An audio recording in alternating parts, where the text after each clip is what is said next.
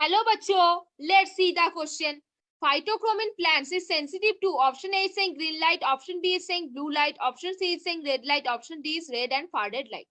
तो चलो बच्चों कुछ की कॉन्सेप्ट के ऊपर बात करेंगे. थोड़े से कॉन्सेप्ट अच्छा होगा तो कोई भी क्वेश्चन हो जाएगा तो हम बना लेके जाएंगे. देखो हमने क्या बोला था.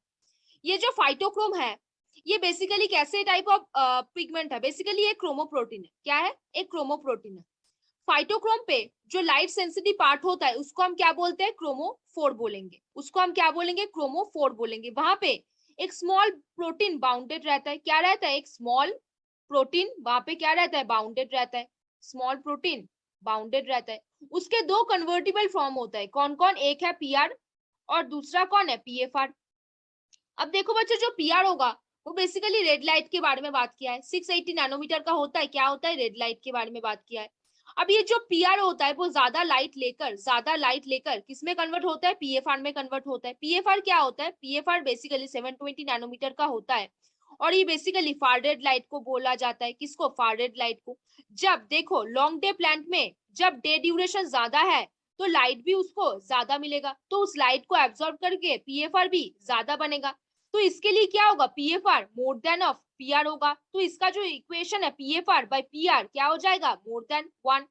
अभी अगर हम शॉर्ट डे प्लांट पे बात कर रहे हैं तो उनके लिए डे क्या होगा? डे का ड्यूरेशन कम होगा तो लाइट भी उसको कम मिलेगा. कन्वर्ट होने का मौका उसको कम मिलेगा. तो पीएफआर क्या होगा? कम होगा then to PR.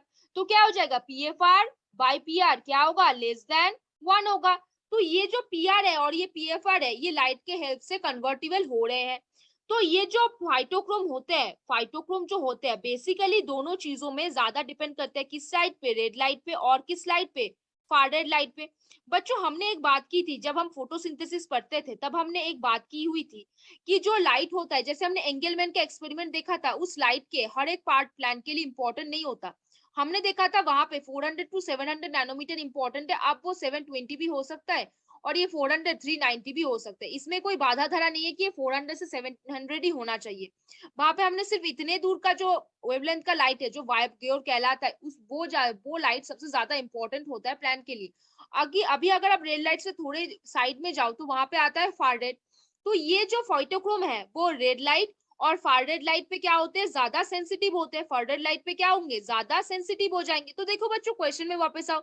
Phytochrome in plants is sensitive to green light? No. Blue light? No.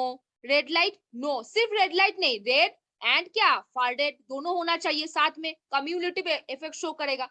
तो red and far red light दोनों होना चाहिए. तो कौन सा आंसर हो जाएगा बच्चों? झटके बता दो. Option D. देखो बच्चों ऐसे अगर आपको कॉन्सेप्ट पता हो ना आप सारे क्वेश्चन लेके जाओगे.